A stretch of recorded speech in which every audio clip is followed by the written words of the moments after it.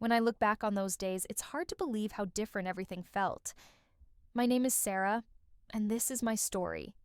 The story of how I found out my fiancé was cheating on me, and how my world came crashing down. But before I dive into that painful moment, let me tell you about the life I had before. I had been with Mark for almost 4 years. We met during our sophomore year of college, and from the moment we locked eyes in that crowded lecture hall, something clicked. It wasn't love at first sight, but it was undeniable. We became friends first, spending hours talking, laughing, and sharing our dreams about the future. Soon, those late-night conversations turned into something more. He was everything I had ever wanted: kind, funny, thoughtful, and always there when I needed him. We shared a connection that I believed was unbreakable. We moved in together a year later, making our first apartment feel like home. And then, after another year, we started talking about marriage. We had plans, big plans. Mark and I were always on the same page about the future. We talked about getting married in a small ceremony, having a couple of kids, and eventually buying a house in the countryside. It was the kind of future that seemed simple and beautiful. It felt right. Every day felt like a step closer to something perfect. We had our little routines, weekends spent cooking dinner together, movie nights on the couch, and long walks where we dreamed about our lives together. I remember feeling like I had everything I could ever need. My friends envied what we had, and I took pride in the love we shared. Things seemed perfect, like we were the couple everyone else aspired to be. Mark was the man I believed I would spend the rest of my life with, and I thought he felt the same way. Life was calm, predictable, and steady. Or so I thought. It was a peaceful, almost idyllic existence. We both worked hard in our respective careers, but there was always time for each other. We even joked about how perfect everything was, how we never argued, and how much we enjoyed our quiet, simple life together. But little did I know, the ground was about to shift beneath my feet in the most unimaginable way. It all started with small, almost unnoticeable shifts, tiny cracks in the perfect picture I had built in my mind. At first, it was nothing more than a few missed texts here and there. Mark, who had always been quick to respond, started taking longer to reply. Sometimes I'd text him and wouldn't hear back for hours. I told myself it was nothing. Maybe he was busy, or maybe he just didn't hear his phone. But the delays started to feel deliberate. It wasn't just the texts, either. He began working late more often, something that, in the beginning, seemed like a harmless excuse. But there was this nagging feeling, a small voice in the back of my mind telling me something wasn't right. I tried not to overthink it. I mean, it was easy to brush it off. Maybe he was just stressed at work. He had recently been given more responsibilities, so I didn't want to make him feel pressured. But the changes kept adding up. He started canceling plans, ones we had, made in advance, sometimes without a real explanation. I remember one time, he was supposed to come over after work to help me with a project I was working on.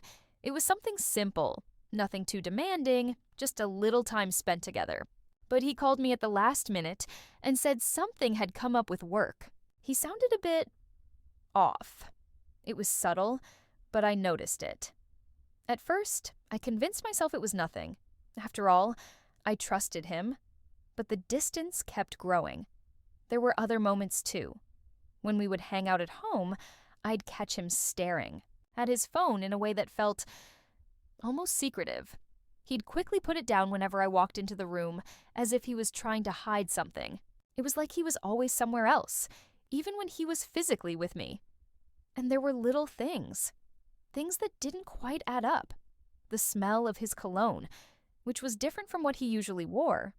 The way he seemed to forget about little details, like a plan we had made or something I had said the day before. He never used to forget things like that. It felt like he wasn't present anymore, like he was slipping away from me piece by piece. I began to wonder if I was imagining things. Was I just being paranoid?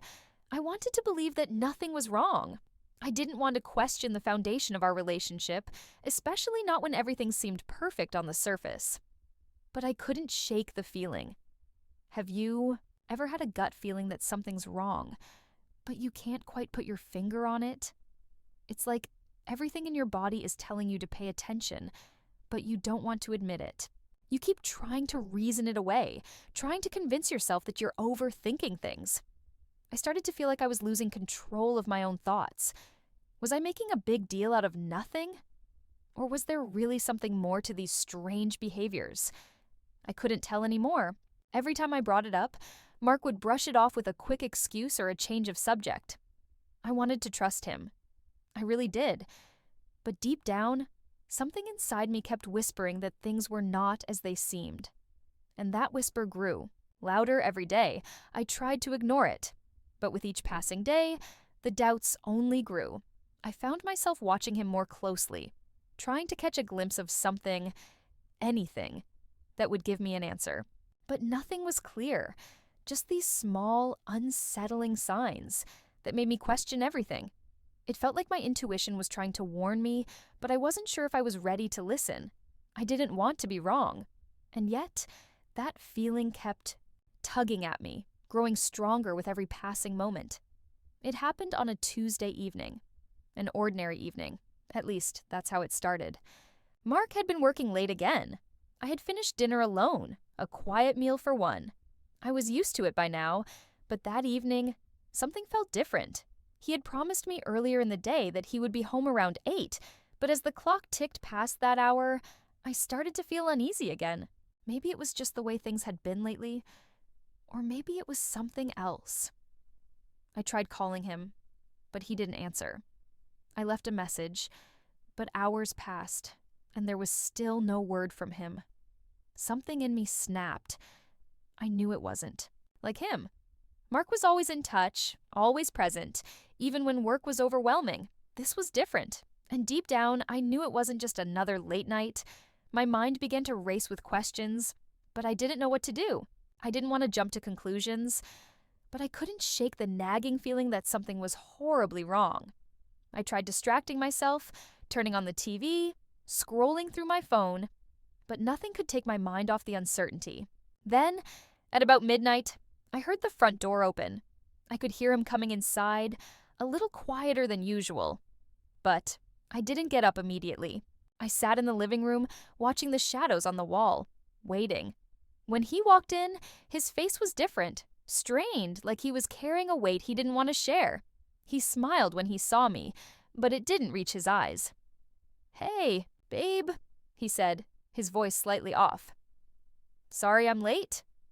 "No problem," I replied, trying to sound calm, though my heart was pounding in my chest. I wanted to say something, to ask him where he'd been, but I couldn't find the words. The tension between us was suffocating. I watched him hang his coat and head straight to the bathroom without a word. And that's when I noticed it. His phone, lying face up on the coffee table. It wasn't unusual for him to leave his phone around the house, but something about the way it was placed caught my attention. The screen was on, and for a brief moment, I thought I saw a name flashing on the screen. Jessica. I froze. My mind went blank. Jessica? I knew a Jessica, but it wasn't a name I ever heard him mention. I didn't know what to do. I wasn't the type to snoop, to go through his things. But in that moment, something inside me urged me to look. So, without thinking, I grabbed the phone. The message was still there, a recent one. "I miss you. Can't wait to see you again. Soon." As I felt the blood drain from my face. My hands trembled as I stared at the screen. This wasn't just a friendly message. The tone, the intimacy. It was clear that something was going on. My mind raced as I tried to process what I was seeing. How long had this been happening? How had I not noticed? I barely registered Mark walking out of the bathroom, looking surprised to see me holding his phone. "What are you doing?" he asked, his voice sharp. The world around me seemed to slow down. My heart was pounding in my ears, and I could feel my breath catching in my throat. I wanted to scream, to confront him right then and there, but the words wouldn't come. Instead, I asked the only question that mattered. "Who is Jessica?" His face drained of color. For a moment, he looked like a deer caught in headlights, then quickly recovered, trying to brush it off with a nervous laugh. "It's nothing. Just a friend from work. It's not what you think." But I wasn't stupid. I had seen enough. The hurt, the betrayal, the overwhelming confusion. It was all flooding over me at once. This wasn't just a misunderstanding. This was real. He had been hiding something from me, and the truth was finally coming out. My mind was a whirlwind of emotions. Anger, disbelief, hurt, all fighting for dominance. How could he do this to me? How could he betray me like this after everything we'd been through? The man I thought I would spend my life with had been lying to my face, and I didn't know how to cope with it. He tried to talk, to explain, but his words felt hollow. They didn't matter anymore. I wasn't hearing him. I was too lost in the chaos of what I had just discovered.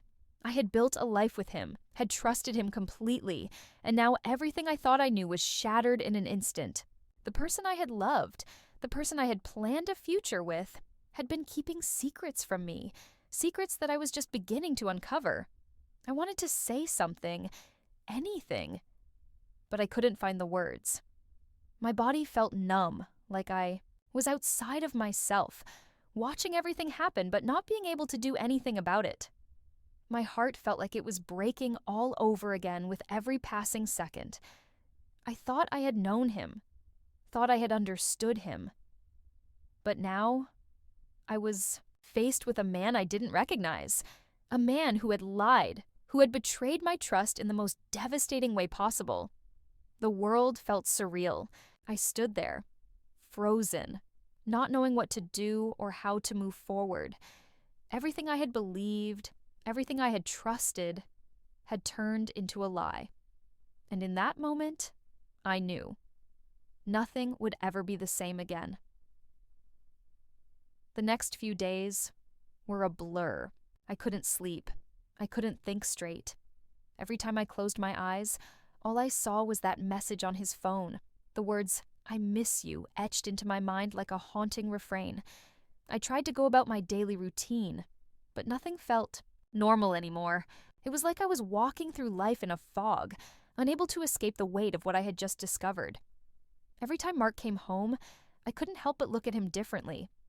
The man who once held my heart was now a stranger, someone I couldn't trust. I'd catch myself staring at him, trying to see if I could find any sign of guilt, any trace of honesty in his eyes. But all I found was emptiness, and that hurt more than anything. There were times when I would lie awake in bed, staring at the ceiling, my mind racing with a million thoughts, but none of them brought me peace. How could I have been so blind? How could I have missed the signs? Was it my fault? Was I not enough? For him? The emotional turmoil was unbearable. I would cry when no one was around, letting the tears flow freely, but when Mark was home, I'd force myself to act like everything was fine, like nothing had changed. I was suffocating in my own silence, torn between confronting him or pretending like nothing had happened. Every conversation we had felt like a lie. I didn't know if I could trust anything he said anymore. There were moments when I wanted to scream at him, to demand answers right there, to let the rage and hurt pour out of me. But then, I'd remember his face, the shock, the denial, and part of me wanted to give him a chance to explain. Maybe there was more to this than I understood. Maybe he hadn't really done anything wrong. Maybe it was a mistake. But deep down, I knew the truth, and every time I tried to convince myself otherwise, it just hurt more. I spent hours on the phone with my best friend, trying to find some clarity. I didn't know what to do. Should I confront him? Should I give him a chance to explain himself? Or should I walk away, let go, and never look back? Her advice was to talk to him, to get the full story, to understand what had been happening. But it felt impossible. Every part of me screamed to leave, to never look back. But there was this small part of me that wanted to believe him, that wanted to hear him say that it wasn't what it seemed, that this wasn't the end of our relationship. Even turned to my family for guidance. My mom, who always seemed to know the right thing to say, told me to follow my heart. But my heart was shattered into a million pieces, and I didn't know what it even wanted anymore. I wanted to believe that Mark was the man I had fallen in love with, the man who had promised me a future, the man who had made me feel safe and loved.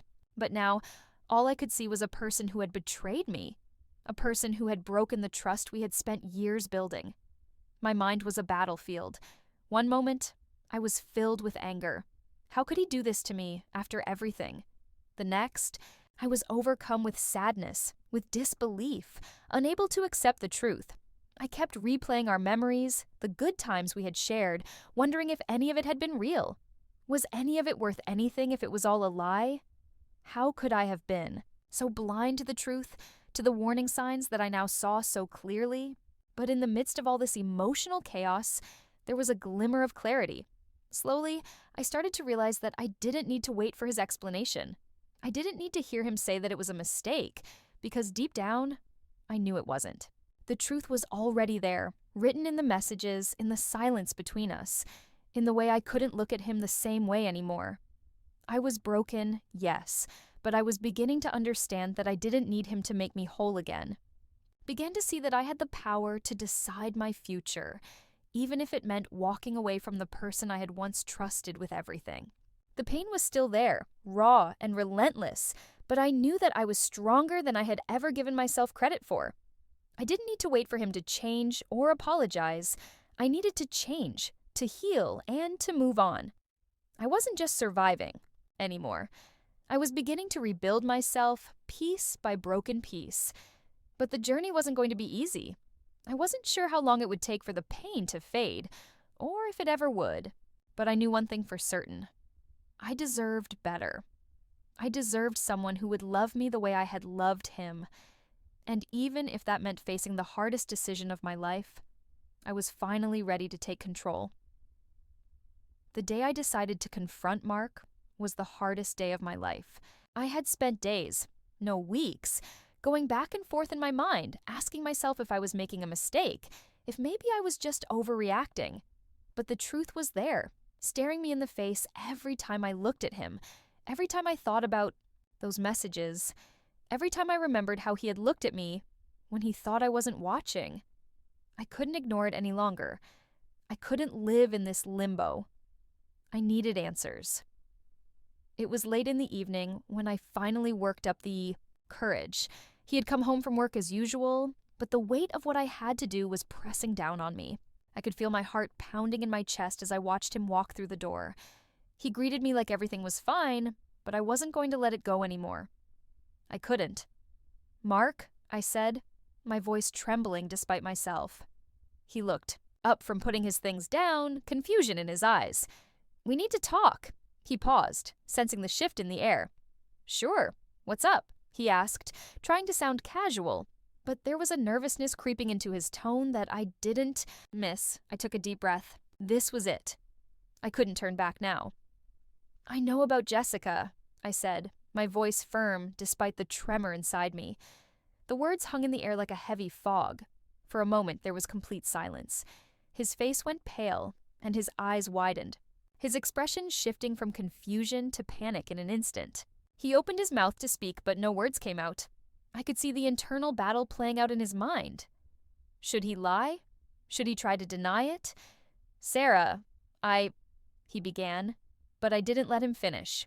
The floodgates of emotion that had been building for so long finally burst open. "Don't," I interrupted, my voice rising slightly.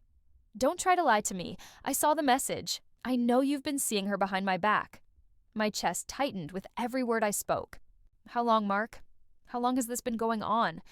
He stepped forward, his hands raised, trying to calm me. But I wasn't going to let him. Not this time. Not after everything. "Sarah, please, just let me explain," he said, his voice low and pleading. But there was something desperate in it now. Something that made me want to scream.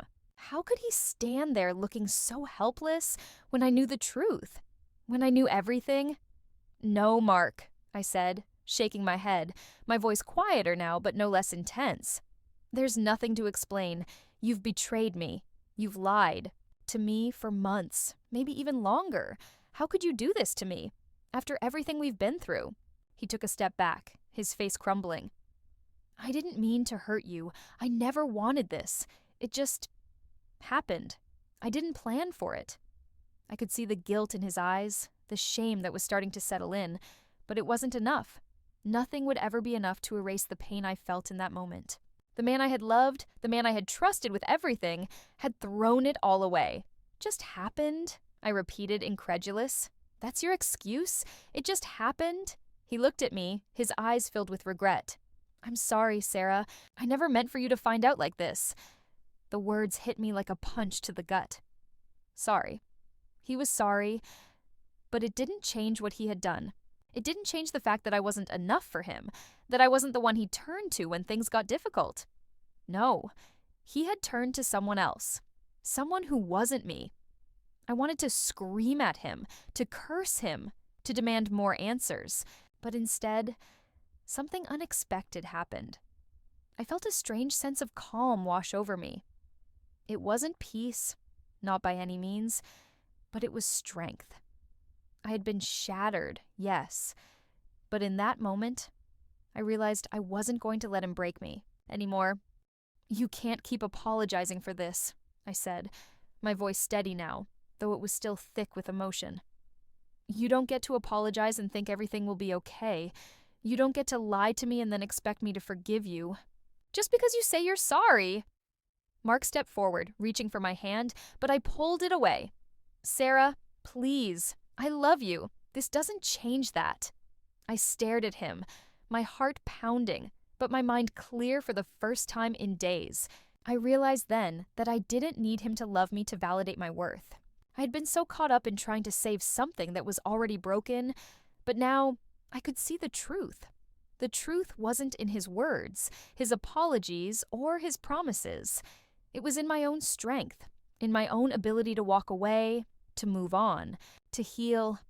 "I loved you too, Mark," I said quietly, my voice trembling but strong.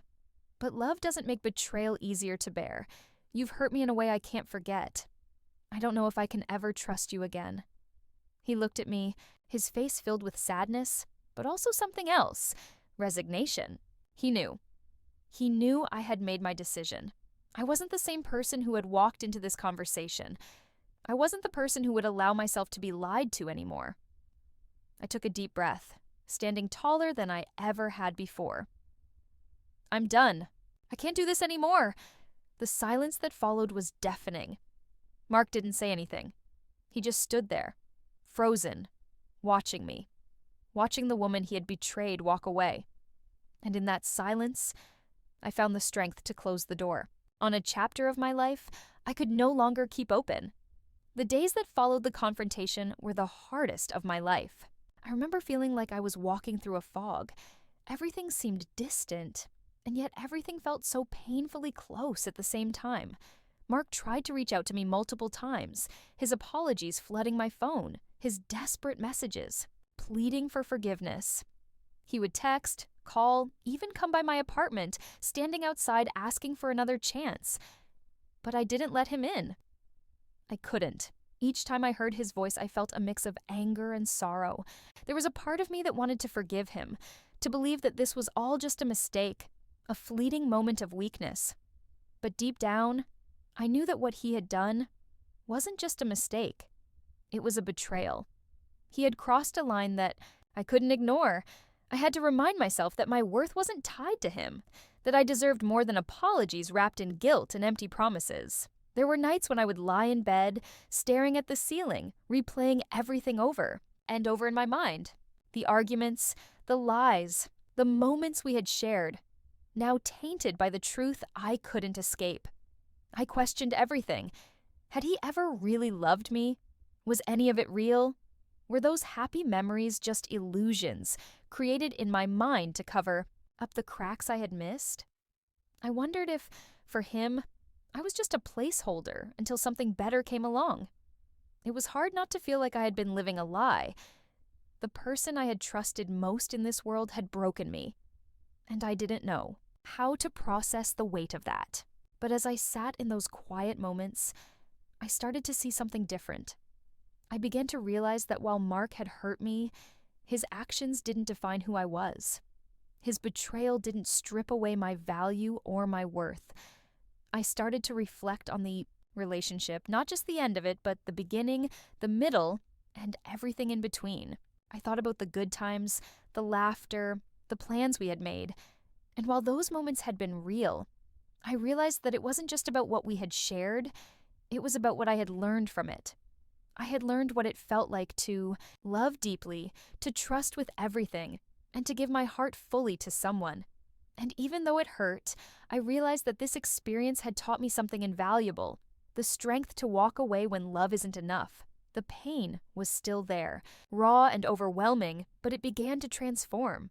Slowly, the anger I had felt at Mark shifted into something else. It wasn't forgiveness, not yet, but it was understanding.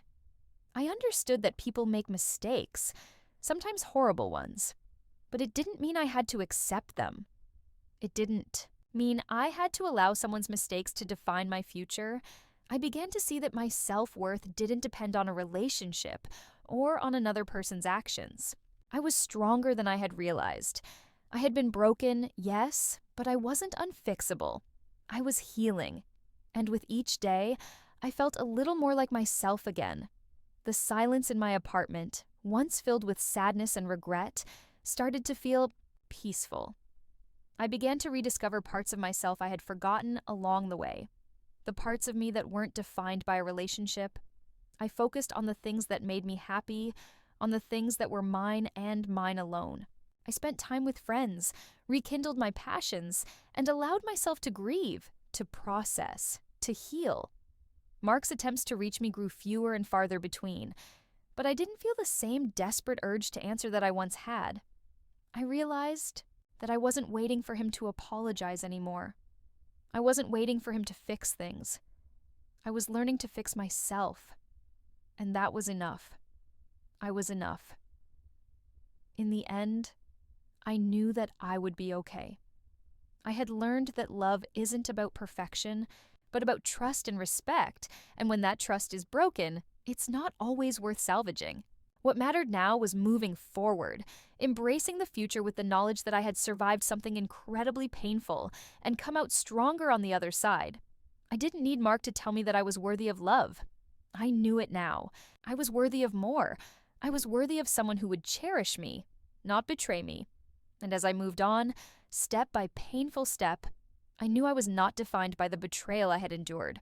I was defined by how I rose above it, how I refused to let it break me. The future was still uncertain, but it was mine to shape, and I was no longer afraid of it. The road ahead would be different, but it would be mine, and that was enough. The journey toward healing didn't happen overnight. In fact, some days it felt like I was taking 2 steps forward and 5 steps back. But there came a point when I realized that I could no longer let the weight of betrayal hold me down. I had spent so much time crying, questioning, and blaming myself, but somewhere along the way I started to understand something important. Healing was a choice, and it was up to me to make it. The first thing I did was give myself permission to feel everything. For so long, I had tried to push the pain away, to hide it behind distractions, behind fake smiles, behind, "I'm fine." But I wasn't fine. And I had to face that. I started journaling, pouring out my thoughts, my anger, my heartbreak. It was messy at first, and honestly, it was hard. Writing down the truth, the raw emotions, felt like reliving everything all over again. But eventually, it started to feel freeing. I began to understand myself better, to process the emotions that had been bubbling under the surface. Writing became my therapy, my way of confronting the pain head-on instead of letting it consume me. I also sought professional help. Therapy was something I had always been hesitant to try, but I knew I couldn't do this alone. There was a shame I carried for a long time, thinking that I should be able to fix myself without needing anyone. But the truth was, there was no shame in asking for help. And I'm so glad I did. My therapist helped me work through the anger and confusion, the feelings of inadequacy. I started to see that what Mark had done was not a reflection of my worth. It was a reflection of his actions, not mine. I wasn't broken because of him. I was broken because I allowed someone to break my trust. But that didn't mean I couldn't rebuild. It didn't mean I wasn't worthy of love, of peace, of joy. One of the most important things I learned during this time was the importance of self-love. I had always been so focused on loving someone else, on giving my all to the people I cared about. But I had neglected the most important person in my life, myself. I started doing things that made me feel good, things that brought me joy. I went on long walks, picked up hobbies I had neglected, and spent time with the people who made me feel loved and supported. I started to nurture the relationship I had with myself, the one that had always been there but had been buried under years of focusing on someone else. I leaned heavily on my friends and family during this time. They were my pillars of support, the ones who reminded me of who I was when I lost sight of it. They listened when I needed to vent, they reassured me when I doubted myself, and they encouraged me when I was ready to give up. And slowly but surely, I began to heal. The pain didn't disappear completely, but it became easier to carry. With each passing day, I felt more and more like myself. The woman who had been left heartbroken, confused, and betrayed was starting to find her strength again. Acceptance came quietly. It wasn't something I expected, and it certainly didn't happen quickly. But one day, I woke up and realized that I no longer felt the same anger toward Mark. I still felt hurt, still felt betrayed, but I had come to accept that he was part of my past, not my future. Forgiveness wasn't easy, and it wasn't something I forced. But in time, I came to understand that holding on to anger was only keeping me tied to a past I couldn't change. I chose to forgive him, not for his sake, but for mine, because I wasn't going to let his mistakes control my happiness any longer. As I let go of the past, I found a new sense of peace. I understood that healing wasn't about erasing the pain. It was about learning to live with it, to grow from it, to not let it define me. I became stronger, more resilient, more aware of my own worth. I learned to trust myself again, to believe that I could weather any storm, no matter how fierce. And I realized that this experience, as painful as it had been, had shaped me into someone better, someone who knew their worth, someone who would never settle for less than they deserved. Looking ahead, I felt hope for the future. The road wasn't always going to be smooth, and I would face challenges along the way, but I knew I had the strength to face them. I was no longer defined by the betrayal of someone else. I was defined by my own resilience, my own ability to heal. The future was full of possibilities, and for the first time in a long time, I was excited to see where it would take me. I didn't know exactly what was ahead, but I knew one thing for sure. I was ready. Ready for a future that was mine to create, one that was filled with love, with peace, and with the kind of strength that only comes from surviving something that once seemed impossible to survive. The past was behind me, and I was finally free. Looking back on everything, I realized that this journey, painful as it was, taught me more than I could have ever imagined. The heartbreak was hard, maybe one of the hardest things I've ever gone through, but it forced me to dig deep and find strength I never knew I had. It made me face parts of myself I had been neglecting and gave me the chance to rebuild, not just my life, but my sense of self. What I learned through this process is that healing isn't linear. It's messy, and there are days when it feels like the pain might never end. But the most important lesson I took away was that I have the power to decide my own future. I don't need anyone's validation or anyone's approval to feel worthy. I am enough, just as I am. And as much as the betrayal hurt, it was also the catalyst that helped me rediscover who I am. Strong, capable, and deserving of a love that is honest and true. The journey was long, but it taught me resilience. It taught me the importance of self-love and the value of leaning on the people who truly care about you. It showed me that the end of one chapter doesn't mean the end of your story. It's just the beginning of a new one. So I want to leave you with this question. Have you ever experienced something that made you question everything? How did you find the strength to move on? I'd love to hear your stories, because if there's one thing I've learned, it's that we're not alone in our struggles. We all have our moments of doubt and pain, but we also have the strength to move through them, to heal, and to come out on the other side stronger than before. The future is full of endless possibilities, and while I don't know what mine holds, I'm finally ready to embrace it.